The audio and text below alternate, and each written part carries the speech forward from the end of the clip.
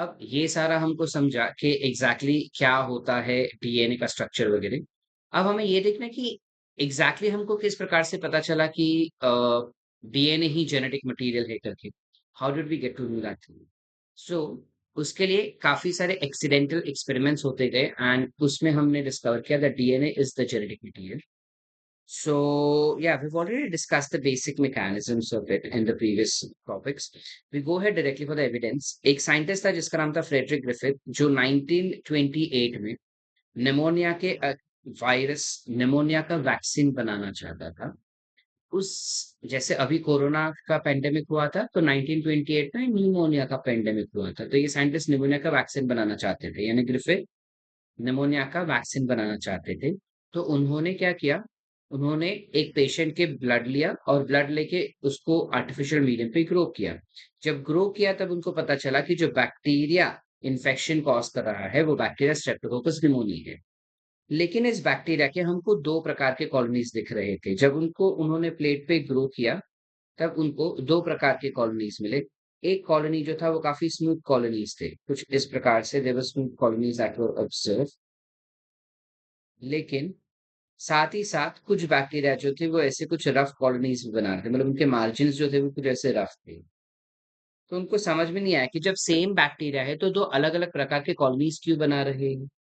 काफी स्टडी के बाद उनको पता चला कि वो दो अलग अलग फॉर्म, दो दो स्ट्रेन्स है, दो सब टाइप्स है स्ट्रेप्टोकोकस निमोनिया के. एक जिसको उन्होंने आर टाइप ऑफ स्ट्रेन कह दिया बिकॉज वो रफ कॉलोनीज बना रहा था. दूसरा उन्होंने स्मूथ टाइप ऑफ कॉलोनीज बनाने वाले को एस टाइप ऑफ स्ट्रेन कह दिया. स्टडी करने के बाद उनको पता चला कि जो आर टाइप ऑफ स्ट्रेन है वो कोई भी म्यूसिलेजिनस कवरिंग नहीं बना रहा था, इस वजह से उनका जो कॉलोनीज है वो रफ बन रहे थे. जबकि एस टाइप ऑफ स्ट्रेन जो है वो उसके आसपास म्यूसिलेजिनस लेयर यानी पॉलीसैकेराइड्स बना रहा था, पॉलीसैकेराइड का कोटिंग था उनके आसपास, और इस वजह से उनको स्मूथ कॉलोनीज दिए जा रहे थे या मिल रहे थे. एक्सपेरिमेंट परफॉर्म करने के बाद पता चला कि आर टाइप ऑफ स्ट्रेन जो है वो नॉन विरुलेंट होता है, यानी वो निमोनिया कॉज नहीं करता. और S type of strain virulent होता है, यानी कि वो निमोनिया कॉज कर सकता है. इनका दूसरा नाम type 2 strain and type 3 strain भी है, बाई चांस अगर कहीं पे आ गया हो. अच्छा, तो what and how exactly the experiment was been done. उन्होंने क्या किया, पहले एस टाइप ऑफ स्ट्रेन लिया. जब उन्होंने एस टाइप ऑफ स्ट्रेन लिया और माइस के अंदर इंजेक्ट किया, ठीक है, तब उन्होंने देखा कि वो माइस को निमोनिया हो गया और वो माइस जो है वो मर गया. फिर उन्होंने क्या देखा कि आर टाइप ऑफ स्ट्रेन लिया. आर टाइप ऑफ स्ट्रेन उन्होंने माइस में डाला तो there was no pneumonia develop and the mice was nicely living, जिंदा रहा.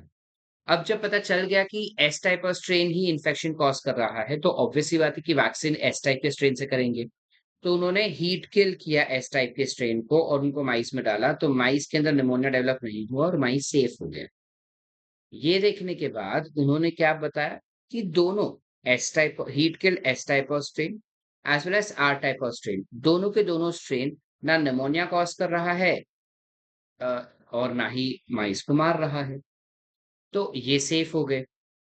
तो दोनों को अगर हम मिक्स कर दें तो क्या इम्यूनिटी और ज्यादा एनहांसिवली एक्सप्रेस हो सकता है, क्या ज़्यादा अच्छे से हमको वैक्सीन का काम दिख सकता है? इस वजह से उन्होंने क्या किया, heat killed S type of strain को live R type of strain के साथ कंबाइन कर दिया.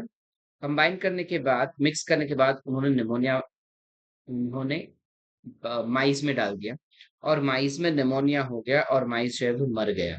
ही did not obtain any living mice. तो ये डेड माइस में से जब ब्लड सैंपल लिए टू चेक किए क्यों मर गए, दोनों तो सेफ थे, तो माइस मरा क्यों.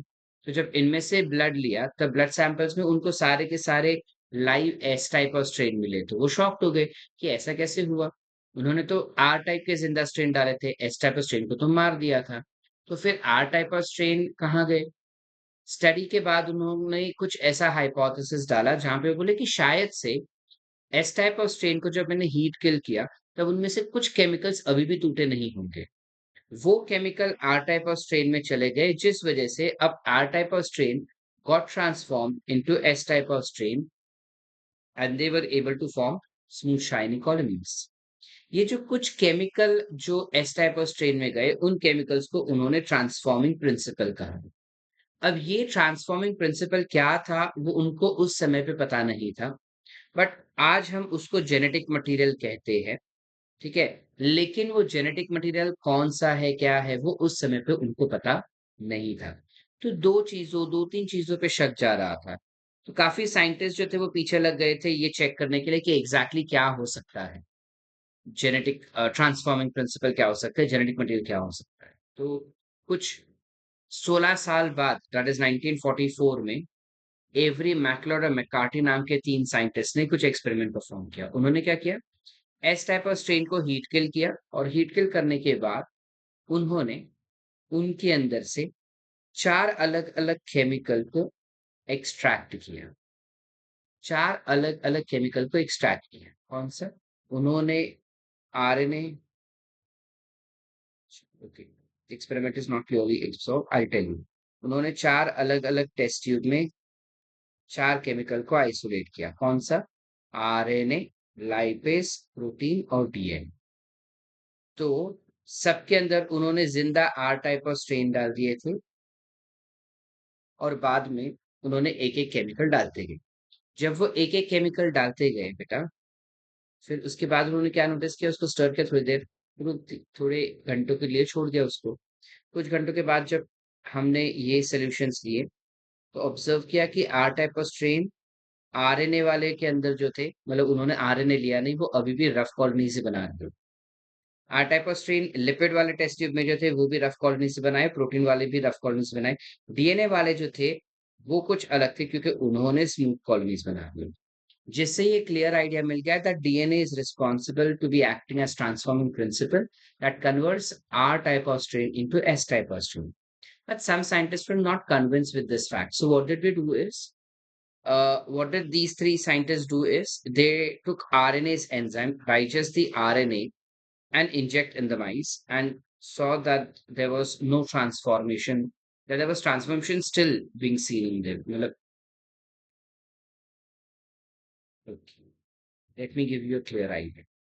जब एस टाइप ऑफ स्ट्रेन को हमने आरएनएज़ डाला यानी आरएनए निकाल दिया, आरएनए निकालने के बाद भी स्मूथ कॉलोनीज़ ही बन रहे थे और माइस जो था वो मर रहा था, ठीक है?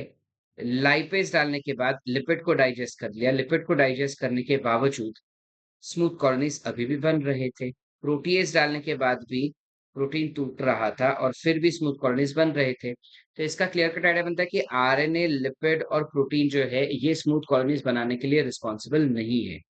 जब डीएनएज़ डाला तब हमने देखा कि डीएनएज़ डालने के बाद स्मूथ कॉलोनीज़ बनना बंद हो गया, जिस वजह से माइस जो था वो अभी भी ज़िंदा था। अभी क्लियर? जिससे पता चल जाता है आसानी से that DNAs inhibit transformation which suggests that DNA is the genetic material, but all scientists were still not convinced with this fact. So, when all scientists were still not convinced with that, we had another scientist that came into picture. Who was the scientist? These were Hershey and Chase.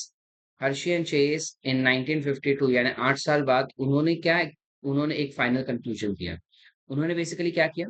उन्होंने T2 bacteriophage का इस्तेमाल किया और 2 radio active chemicals का इस्तेमाल किया। एक radio active isotope जो था दैट वाज़ S35 और एक रेडियो एक्टिव आइसोटोप जो था वो था P32। तो ये जो बैक्टीरियोफाज थे, उनको 2 ग्रुप में बाँट दिया। Half of the bacteriophage were grown on a medium containing S35 and half of the bacteriophage were grown on a medium containing P32। तो S35 यानी सल्फर सिर्फ अमीनो एसिड्स में होता है, डीएनए में नहीं होता। तो अगर हम बैक्टीरियोफाज के स्ट्रक्चर का बात करें, तो ये किस चीज़ से बनता है? तो इसके पास होगा कैप्सिड, बाहर का प्रोटीन लेयर और अंदर का डीएनए। यानी प्रोटीन और डीएनए इसी दोनों के बीच में फाइटिंग चल रहा था कि प्रोटीन होगा ट्रांसफर प्रिंसिपल या डीएनए, तो उन्होंने काफ़ी सिंपल कंसेप्ट कर लिया, बैक्टीरियोफाज लिया। सल्फर जो है वो डीएनए को लेबल नहीं करता, सिर्फ एट अमीनो एसिड्स में पाया जाएगा। तो इस मत का मतलब कि इसके जो प्रोटीन है, कैप्सिड है, वो रेडियो एक्टिव होगा लेकिन डीएनए अभी भी नॉन रेडियो एक्टिव ही रहेगा। जबकि फास्फोरस जो होता है, वो डीएनए को लेबल करता है क्योंकि वो डीएनए में प्रेज़ेंट होता है, लेकिन वो प्रोटीन में प्रेज़ेंट नहीं होता है। तो इसका जो कैप्सिड है, वो बिना लेबल के रह जाएगा, उसके अंदर कोई रेडियो एक्टिविटी नहीं दिखेगा, लेकिन इसके डीएनए के अंदर रेडियो एक्टिविटी दिखेगा। अब उन्होंने क्या किया, they allowed this particular bacteriophage to infect the E coli. जब वो इकोलाई को इन्फेक्ट कर रहे थे, तब इन्फेक्ट करने के बाद उनको उस प्लेट के अंदर प्लाक्स देखने मिले। जब उनको उन प्लेट के अंदर प्लाक देखने मिले, तब उन्होंने क्या देखा, प्लाक को बाद में उन्होंने सेंट्रीफ्यूज किया। सेंट्रीफ्यूज करने के बाद उनको पेलेट्स मिले बैक्टीरिया के। अब ऊपर की तरफ जो था वो अ, ऊपर की तरफ जो उनको मिल रहा था वो डीएनए था, सॉरी, वो था वायरस। और नीचे की तरफ जो था दैट वाज बैक्टीरियल डेब्रीज।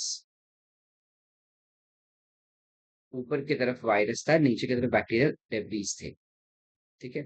तो उन्होंने क्या नोटिस किया कि जिसके अंदर S35 था, वो अभी भी वैसा का वैसा ही रेडियो एक्टिव था, उसका रेडियो एक्टिविटी गया नहीं। यानी protein does not enter inside the bacterial cell, right.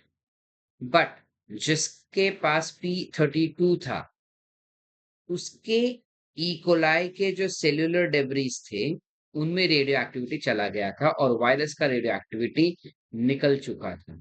जिससे ये काफी ज्यादा क्लैरिटी मिलता है that DNA goes inside the bacterial cell, and thus here we can conclude very nicely that it is DNA which is the genetic material and it is not the protein. And that's where, with the help of this particular experiment, they concluded that it is DNA that is genetic material which was being identified by, मतलब ये transforming principle that was being that Griffith was talking about, right?